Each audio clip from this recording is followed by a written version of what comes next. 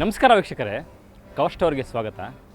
ಮೂಢನಂಬಿಕೆಗಳ ಹಿಂದೆ ಹೋದರೆ ಏನಾಗುತ್ತೆ ಅನ್ನೋದನ್ನು ನಾನಿವತ್ತು ನಿಮ್ಗೆ ಹೇಳ್ತಾ ಇದ್ದೀನಿ. ಸಾಮಾನ್ಯವಾಗಿ ಕಷ್ಟ ಅನ್ನೋದು ಎಲ್ರಿಗೂ ಇರುತ್ತೆ. ಮನುಷ್ಯರು ಅಂದರೆ ಸಾಕು ಅವ್ರಿಗೆ ಕಷ್ಟಗಳು ಸಹಜವಾದಂಥದ್ದು.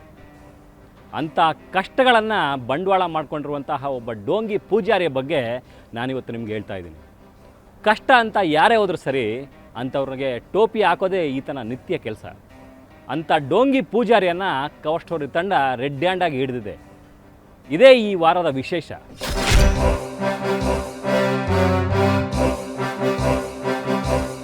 ಹಾಯ್ ಹಲೋ ವೀಕ್ಷಕರ, ಕವರ್ ಸ್ಟೋರಿಗೆ ಸ್ವಾಗತ ಸುಸ್ವಾಗತ.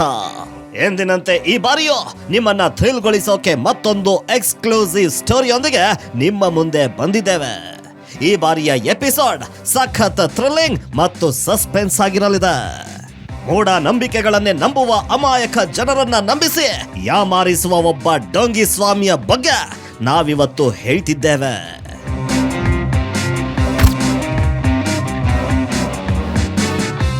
ಒಂದು ಕುರಿ ಹಳ್ಳಕ್ಕೆ ಬಿದ್ರೆ ಉಳಿದ ಎಲ್ಲಾ ಕುರಿಗಳು ಹಳ್ಳಕ್ಕೆ ಬಿದ್ದ ಗಾದೆ ಮಾತು ನಮ್ಗೆ ನೆನಪಾಗ್ತಿದೆ. ನಾವೀಗ ಹೇಳ್ತಾ ಇರೋ ಸ್ಟೋರಿನೋ ಥೇಟ್ ಅದೇ ರೀತಿ ಇದೆ. ಒಬ್ಬ ಸಣ್ಣ ಹುಡುಗ ಊರುಗಳನ್ನ ಯಾಮಾರಿಸಿ ಬಿಂದಾಸ್ ಜೀವನ ನಡೆಸ್ತಾ ಇದ್ದಾನೆ. ಅವನಿಗೆ ಜನರ ಮೂಢ ನಂಬಿಕೆಗಳೇ ಬಲ, ಅದೇ ಅವನ ಅಸ್ತ್ರ ಕೂಡ. ನಾವು ಹೇಳ್ತಿರೋದು ಈತನ ಬಗ್ಗೆಯೇ. ಈತನ ಹೆಸರು ಶಶಿ ಅಂತ. ವಯಸ್ಸು ಹೆಚ್ಚು ಅಂದ್ರೂ 25 ಇರಬಹುದು. ಸುತ್ತಮುತ್ತಲಿನ ಗ್ರಾಮಗಳ ಪಾಲಿಗೆ ಈತನೊಬ್ಬ ದೊಡ್ಡ ಮನುಷ್ಯ. ಮೈ ಮೇಲೆ ಅಂಬಾ ಭವಾನಿ ತಾಯಿಯೇ ಬರುತ್ತೆ ಅನ್ನುವ ಮೂಲಕ ಅಮಾಯಕ ಜನರನ್ನ ಯಾಮಾರಿಸ್ತಾ ಇದ್ದಾನೆ.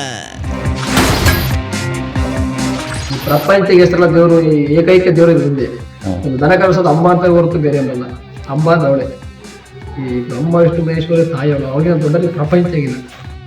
ಚಿತ್ರದುರ್ಗ ಜಿಲ್ಲೆಯ ಹೊಳಲ್ಕೆರೆ ತಾಲೂಕಿನ ಕೆರೆಯಾಗಳಹಳ್ಳಿ ಅನ್ನುವ ಸಣ್ಣ ಗ್ರಾಮದ ಈತ ಅವನ ಮನೆಯಲ್ಲಿಯೇ ಅಂಬಾ ಭವಾನಿ ದೇವರನ್ನ ನಿರ್ಮಿಸಿದ್ದಾನೆ. ದೇವರ ಹೆಸರಲ್ಲಿ ಭಯ ಹುಟ್ಟಿಸಿ ಬರುವ ಜನರಿಗೆ ಭವಿಷ್ಯ ಹೇಳುವಂತೆ ಮಾಡಿ ಆ ತಾಯಿಯ ಹೆಸರಿನಲ್ಲಿ ಮಾಡಬಾರ್ದ ಅನಾಚಾರಗಳನ್ನ ಮಾಡ್ತಾ ಇದ್ದಾನೆ. ಹಳ್ಳಿಗಳಲ್ಲಿ ದೇವರ ಮುಂದೆ ಭಕ್ತಿಯಿಂದ ಪ್ರಾರ್ಥಿಸಿಕೊಂಡು ಹೂ ಕೇಳುವುದು ವಾಡಿಕೆ. ಅದರಂತೆ ಇಲ್ಲಿಯೂ ಅಂಬಾ ಭವಾನಿಯ ಬಳಿ ಹೂವು ಕೇಳುವ ವಾಡಿಕೆ ಇದೆ. ಹೂವು ಯಾವ ಭಾಗದಿಂದ ಬಿದ್ರೂ ನಿಮಗೆ ಆ ಸಮಸ್ಯೆ ಇದೆ, ಈ ಸಮಸ್ಯೆ ಇದೆ ಅಂತೆಲ್ಲ ಹೇಳಿ ಅಮಾಯಕರನ್ನ ಲಕ್ಷಾಂತರ ರೂಪಾಯಿ ಸುಲಿಗೆ ಮಾಡುವುದೇ ಈತನ ನಿತ್ಯ ಕಾಯಕ.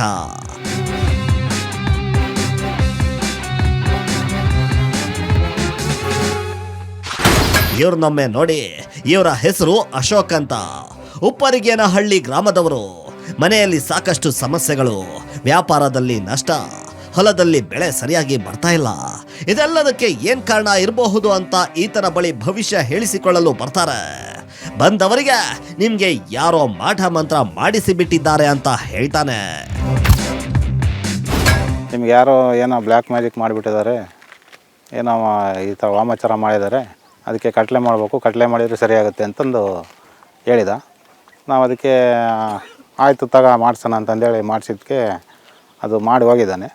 ಅದೇನು ಉಪಯೋಗ ಇಲ್ಲ ಸರ್. ಕಟ್ಲೆ ಮಾಡಿಸ್ಕೊಳ್ಳಿ, ಮಾಡಿಸಿಕೊಂಡ್ರೆ ಎಲ್ಲ ಸರಿ ಹೋಗುತ್ತೆ ಅನ್ನುವ ಈ ಶಶಿ ಕಟ್ಲೆ ಮಾಡಿಸಿಕೊಳ್ಳೋದಕ್ಕೆ ಬರೋಬ್ಬರಿ 80,000 ರೂಪಾಯಿ ಹೇಳ್ತಾನೆ. ಆತ ಕೇಳಿದ 80,000 ರೂಪಾಯಿಯನ್ನ ತಂದ್ಕೊಡ್ತಾರೆ. ದುಡ್ಡು ಬಂದ ಮೇಲೆ ಆತನೇ ಈ ವ್ಯಕ್ತಿಯ ಮನೆಗೆ ಬಂದು ಮನೆಯ 4 ಮೂಲೆಗಳಲ್ಲಿ 4 ಮಡಿಕೆಗಳನ್ನ ಹೂತು ಹಾಕ್ತಾನೆ.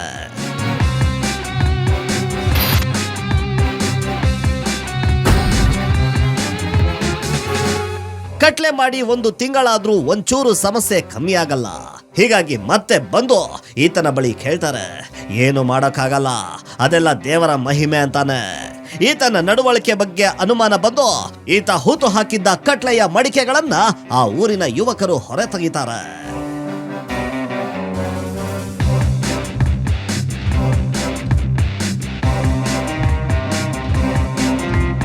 ದೇವ್ರನ್ನ ನಂಬಬೇಕು, ನಿಜ. ನಾವು ಕೂಡ ದೇವ್ರನ್ನ ನಂಬ್ತೀವಿ. ಆದರೆ ದೇವರ ಹೆಸರಲ್ಲಿ ಮಾಡುವಂತಹ ಅನಾಚಾರಗಳನ್ನು ಯಾರು ಕೂಡ ಸಹಿಸಬಾರ್ದು. ಕೆರೆಗನಹಳ್ಳಿಯಲ್ಲಿ ಅಂಬಾ ಭವಾನಿ ದೇವರನ್ನು ಮುಂದೆ ಇಟ್ಕೊಂಡು ಒಬ್ಬ ವ್ಯಕ್ತಿ ಮಾಡ್ತಿರುವಂತಹ ಅನಾಚಾರವನ್ನು ನಾನಿವತ್ತು ನಿಮಗೆ ಬಯಲು ಮಾಡ್ತಾ ಇದ್ದೀನಿ. ಅಶೋಕ್ ಹೇಳಿ, ನೀವು ಏನು ಸಮಸ್ಯೆ ಅಂತ ಹೋಗಿದ್ರಿ ಅಲ್ಲಿಗೆ? ಆರೋಗ್ಯ ಸಮಸ್ಯೆ, ಹ್ಞೂ ಹೊಲದಲ್ಲಿ ಬೆಳೆ ಸುಮಾರು ಇತ್ತು, ಹ್ಞೂ ಫಸಲು ಜಾಸ್ತಿ ಸಿಗ್ತಾ ಇರಲಿಲ್ಲ.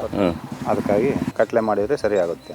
ಕಟ್ಲೆ ಅಂದರೆ ಏನು ಮಡಿಕೆಯಲ್ಲಿ ಇಕ್ಕೋದು? ಹಾಂ, ಮಡಿಕೆಯಲ್ಲಿಟ್ಟು ಮನೆಯಲ್ಲಿ ಉಣೋದು. ಮನೇಲಿ ಉಣ್ಬೇಕಂತ. ಹಾಂ, ಏನೇನು ಐಟಮ್ ಬರ್ಕೊಟ್ರೆ ನೆನಪಿದೆಯಾ? ಚತುರ್ಮುಖ, ಸ್ಫಟಿಕ, ಶ್ರೀಚಕ್ರ 5. ಇಷ್ಟೊಂದು ಐಟಮ್ಸು? ಹೌದು ಸರ್. ನೋಡಿ ವೀಕ್ಷಕರೇ, ಸೊ ಎಷ್ಟು ಹೇಳ್ದೆ ನಿಮಗೆ? 80,000 ಹೇಳಿದ್ರು ಸರ್. 80,000. ಹ್ಞೂ ಸರ್. 80,000 ಕೊಟ್ಟರೆ ನೀವು? ಹ್ಞೂ ಸರ್. ಈ ಥರದ 4 ಮಡಿಕೆಗಳನ್ನು ಇವರ ಮನೆ ಸುತ್ತಮುತ್ತ ಉಣಿದಾನೆ.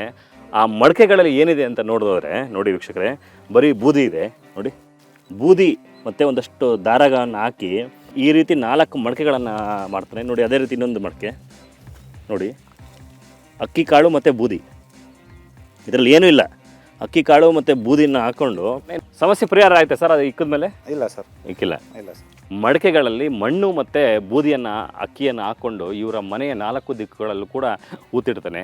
ಇದರಿಂದ ಇವ್ರಿಗೆ ಅಂದರೆ ಅನುಕೂಲ ಆಗಿದೆ ಅಂದರೆ ಒಂದೇ ₹1 ನಯಾ ಪೈಸೆ ಅನುಕೂಲ ಆಗಿಲ್ಲ, ಬದಲಾಗಿ ₹80,000 ಸಾಲವನ್ನು ಮಾಡಿಕೊಂಡು ಆತನಿಗೆ ಇಟ್ಟಿದ್ದಾರೆ. ಸೊ ಇದರಿಂದ ಗೊತ್ತಾಗುತ್ತೆ ಈ ಭಾಗದಲ್ಲಿ ಯಾವ ರೀತಿ ಅಮಾಯಕ ಜನರನ್ನ ದೇವರ ಹೆಸರು ಹೇಳ್ಕೊಂಡು ವಂಚಿಸ್ತಾ ಇದ್ದಾರೆ ಅಂತ. ನೋಡಿದ್ರಲ್ಲ ವೀಕ್ಷಕರ, ಅವನು ಬರೆದು ಕೊಟ್ಟಿದ್ದು 30ರಿಂದ 40 ಐಟಮ್ಗಳು, ಆದ್ರೆ ಮಡಿಕೆಯಲ್ಲಿರೋದು ಬರೀ ಬೂದಿ ಮತ್ತು ರೇಷನ್ ಅಕ್ಕಿ. ಎಂತಹ ಖತರ್ನಾಕ್ ಇರ್ಬೇಕಲ್ವಾ ಇವನು. ಇದೇ ರೀತಿ ಸುತ್ತಮುತ್ತಲಿಂದ ಬರುವ ಅಮಾಯಕರಿಗೆ ಹೀಗೆ ಕಟ್ಲೆ ಮಾಡ್ತೀನಿ, ಮಾಟ ಮಂತ್ರ ಮಾಡಿಸ್ತೀನಿ ಅಂತ ಹೇಳಿ ಬರುವ ಭಕ್ತರಿಂದ ಲಕ್ಷಾಂತರ ರೂಪಾಯಿ ಕೇಳ್ತಾನೆ. ಇವತ್ತು ಹೋಗಿ ಹೆಸರಲ್ಲಿ ಉಂಡಿ ದುಡ್ಡು ಹಾಕೋದು ಹಾಕನೆ. ಅದೇ ರೀತಿ ಇವರನ್ನ ನೋಡಿ ಪಕ್ಕದ ಊರಿನವರು ಮೈ ಮೇಲೆ ದೇವರು ಬರುತ್ತೆ ಅಂತ ಹೇಳಿ ಇವರನ್ನ ಯಾಮಾರಿಸಿದ್ದಾನೆ. ನನ್ನ ಮೈ ಮೇಲೆ ದೇವರು ಬಂದಿದೆ ಅಂತ ಹೇಳಿ ಈ ಜಾಗದಲ್ಲಿ ಬೋರ್ವೆಲ್ ಕೊರೆಸು, ನೀರು ಬರುತ್ತೆ ಅಂತ ಹೇಳಿದ್ದಾರೆ. ಅವನು ಹೇಳಿದ ಜಾಗದಲ್ಲಿ ಬೋರ್ವೆಲ್ ಕೊರೆಸಿದ್ರೆ ನೀರು ಬರದೆ ಲಕ್ಷಾಂತರ ರೂಪಾಯಿ ಲಾಸ್ ಮಾಡ್ಕೊಂಡಿದ್ದಾರೆ. ಬೋರಿಂದು ಇಲ್ಲಿ ಕೊರೆಸು, ನಾನು ಇಲ್ಲೊಂದು ಪಾಯಿಂಟ್ ಮಾಡಿಸಿದ್ದೆ, ಇದು ಬೇಡ ಇದನ್ನು ಕೊರೆಸು ಅಂದ. ಅವಾಗ ಕೊರೆಸು ಅಂತಂದಂಗೆ ನಾನು ಅದನ್ನು ಕೊರೆಸಿದೆ, ಅದು ನೀರಾಗಲಿಲ್ಲ. ಅವಾಗ ಏನು ಮಾಡಿದೆ, ಅವನು ದೇವ್ರು ಕೇಳ್ಬತ್ತೀನಿ ಎಂಬತ್ತಿಗೆ ನಾನು ಬೋರ್ ಹೆಚ್ಚಿ ಹಿಂಗೆ ಒಂದು ಮಾರು ದೂರದಾಗೆ ಇಟ್ಟಿಸ್ದೆ, ಅಲ್ಲಿ ನೀರಾಯ್ತು. ಇವತ್ತು ಅದೇ ನಮ್ಮನ್ನು ಸೋಲುತ್ತಾ ಇರೋದು. ಇಂತಹ ವಿಚಿತ್ರ ಪ್ರಕರಣಗಳು ಈ ಭಾಗದಲ್ಲಿ ಸಾಕಷ್ಟಿವೆ. ಒಂದಷ್ಟು ಯುವಕರು ಕವರ್ ಸ್ಟೋರಿ ತಂಡಕ್ಕೆ ಕರೆ ಮಾಡಿ ಈತನ ಬಗ್ಗೆ ಮಾಹಿತಿ ನೀಡಿದ್ರು. ನಾವು ಕೂಡ ಇವನೆಂಥ ದೇವ್ರು ಅಂತ ನೋಡೋಕೆ ಮುಂದಾಗಿ ಅವನಿದ್ದ ಆ ಊರಿಗೆ ಹೋದ್ವಿ.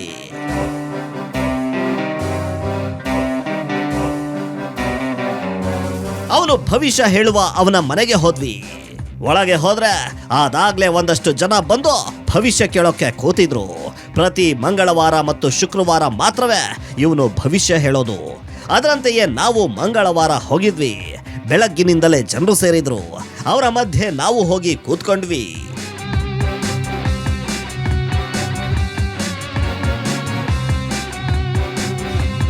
ಅಂಬಾದೇವಿಯನ್ನ ಹೂಗಳಿಂದ ಅಲಂಕಾರ ಮಾಡಲಾಗಿತ್ತು.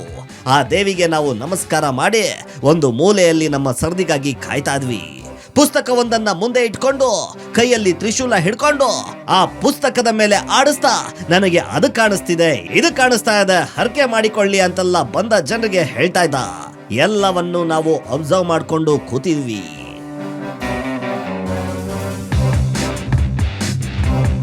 ನಮ್ಮ ಸರದಿ ಬಂತು. ಯಾರು ನೀವು, ಎಲ್ಲಿ ಅವರು, ಈ ಅಡ್ರೆಸ್ ಹೇಗೆ ಸಿಕ್ತು ಅಂತೆಲ್ಲ ಹಲವಾರು ಪ್ರಶ್ನೆಗಳು. ಎಲ್ಲ ಪ್ರಶ್ನೆಗಳಿಗೂ ಉತ್ತರ ಕೊಟ್ಟು ನಮ್ಮ ಸಮಸ್ಯೆಯನ್ನ ಹೇಳ್ಕೊಂಡ್ವಿ. ನಾವೊಂದು ಸುಳ್ಳಿನ ಕಥೆ ಹೇಳಿದ್ವಿ.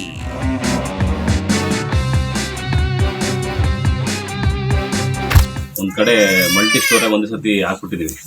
ಸೊ ಅಲ್ಲಿ ದುಡ್ಡು ಸ್ಟ್ರಕ್ ಆಗ್ಬಿಟ್ಟಿದೆ. ಅಲ್ಲಿಂದ ವಾಪಸ್ ಬರಂಗೇ ಇಲ್ಲ. ಎಷ್ಟು ಬರ್ಬೇಕು? 72 ಲಕ್ಷ ಬರು. 72 ಲಕ್ಷ ಸ್ಟ್ರಕ್ ಆಗ್ಬಿಡೋದು. ಸ್ಟ್ರಕ್ ಎಷ್ಟು ಆಯ್ತು? ಸ್ಟ್ರಕ್ ಆಗಿ ಒಂದು 6 ರಿಂದ 7 ತಿಂಗಳು.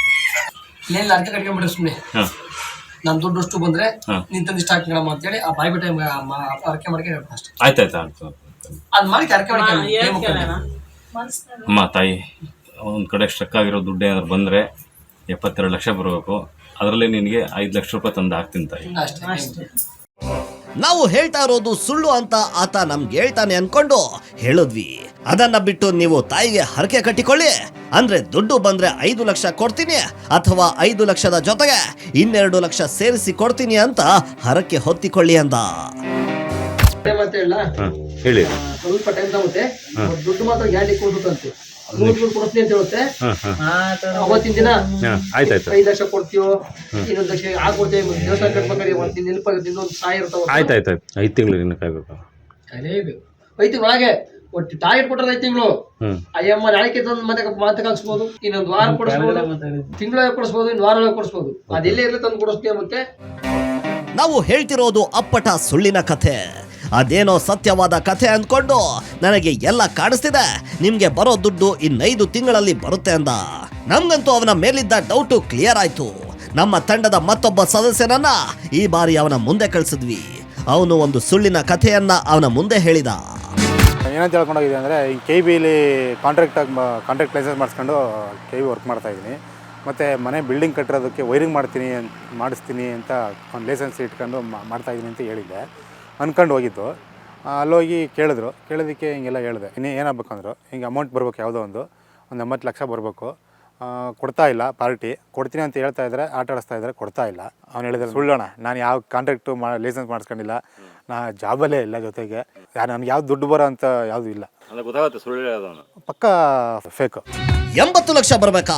ತಲೆ ಕೆಡಿಸಿಕೊಳ್ಬೇಡ, ನಾನಿದ್ದೀನಿ ಇರು ಅಂತ ದೇವರ ಮುಂದೆ ತಾನಿಟ್ಕೊಂಡಿರುವ ಯಾವುದೋ ಪುಸ್ತಕದ ಮೇಲೆ ಕೈ ಆಡಿಸಿ, ಇದರಲ್ಲಿ ಹೆಣ್ಣು ಮಕ್ಕಳ ಪ್ರಭಾವ ಇದೆ, ಆ ಹೆಣ್ಣು ಮಕ್ಕಳು ನಿಮ್ಗೆ ಕೊಡ್ತಾ ಇಲ್ಲ ಅಂದ. ಆ ದೇವಿಗೆ ಹರಕೆ ಹೊತ್ಕೊಂಡು ಹೋಗಿ ಅಂದವನು ನಿಮ್ಮ ಫೋನ್ ನಂಬರ್ ಕೊಟ್ಟು ಹೋಗಿ ಅಂದ. ಅವನ ಹಾವ ಭಾವ ನೋಡಿದ್ದ ನಾವು ಅಲ್ಲೇ ಒಂದು ಪ್ಲಾನ್ ಮಾಡಿಕೊಂಡು ಮತ್ತೆ ಆತನ ಮುಂದೆ ಹೋದ್ವಿ. ಸ್ವಾಮಿ, ಹಣ ಪಡೆದವರು ಈಗ ಫೋನ್ ಮಾಡಿದ್ದಾರೆ, ಹಣ ವಾಪಸ್ ಕೊಡ್ತೀವಿ ಅಂತ ಹೇಳ್ತಾ ಇದ್ದಾರೆ ಅಂತ ಹೇಳಿದ್ವಿ. ಅದಕ್ಕೆ ಫುಲ್ ಖುಷಿಯಾದ ಆಸಾಮಿ ಹಣ ಕೈಗೆ ಬಂದ ಮೇಲೆ ಫೋನ್ ಮಾಡಿ ಅಂದ. ಅಲ್ಲಿಂದ ಬಂದ ಮಾರನೇ ದಿನಕ್ಕೆ ಅವನು ಮೇಲಿಂದ ಮೇಲೆ ಫೋನ್ ಮಾಡತೊಡಗಿದ. ದುಡ್ಡು ಬಂತ, ಅಮ್ಮನವರಿಗೆ ಎಷ್ಟು ಹರಕೆ ಹೊತ್ಕೊಂಡಿದ್ರಿ ಅಂತೆಲ್ಲ ಕೇಳಿದ. ಆಗ ನಾವು ಸ್ವಾಮಿ ದುಡ್ಡು ಬಂದಿಲ್ಲ ಅಂದ್ವಿ. ಅದಕ್ಕೆ ಅವನು ಕೊಟ್ಟ ಉತ್ತರ ನೋಡಿ ನಮ್ಗೆ ತಲೆ ಕೆಟ್ಟು ಹೋಯ್ತು. ನಿಮ್ಮ ಅರ್ಕೆ ಸಫಲ ಆಗಿಲ್ಲ ಅನ್ಸುತ್ತೆ. ಏನಂತ ಮಾಡ್ಕೊಂಡ್ರಿ? ಅದೇ ನನಗೆ ಯಾವುದೇ ಏನೇ ತಕರಾರು ಮಾಡಿದೀನಿ, ಬಂದು ಏನೋ ಒಂದು 50,000 ಅಮೌಂಟ್ ಹಾಕ್ತೀನಿ, ನಾನು ನಿನಗೆ ಅರ್ಪಿಸ್ತೀನಿ ಅಂತ ಹೊತ್ಕೊಂಡಿದ್ದೆ. ಅದಕ್ಕೇನೋ ತೃಪ್ತಿ ಆಗಿಲ್ಲ ನಂಗಾದ್ರೆ. 50,000 ಅಂದಲ್ಲ, ಅದೇನು ಒಪ್ಪಿಕೊಂಡಿಲ್ಲ ಗೊತ್ತಿಲ್ಲ. ಅವತ್ತು ಜಾಸ್ತಿ ಅರ್ಕೆ ಹೊತ್ಕೋಬೇಕಿತ್ತು. ಅವರೆಲ್ಲ ಒಪ್ಕೊಂಡ್ರಲ್ಲ, ಇಷ್ಟು ಲಕ್ಷ ತಂದ ದೇವಸ್ಥಾನಕ್ಕೆ ಅಂತ ಕೈ ಮುಖ. ಈಗ ನಿಮ್ಗೆ ಎಷ್ಟು ಹಾಕ್ಬೇಕಂದ್ರೆ ಜಪ್ಪಗ? ಅದೇ ನಾನು ಅವಾಗಲೇ ಹೇಳ್ದಂಗೆ 50,000 ಅಂತ ನಾನು ಅರ್ಕೆ ಹೊತ್ಕೊಂಡಿದ್ದು.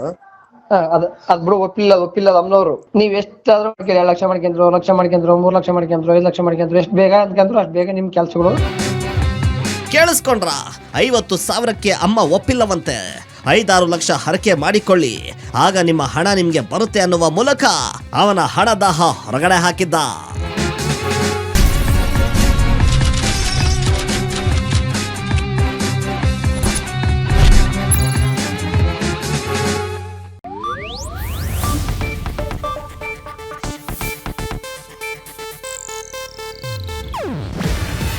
ಇದು ಏಷ್ಯಾನೆಟ್ ನ್ಯೂಸ್ ನೆಟ್ವರ್ಕ್ ಪ್ರಸ್ತುತಿ.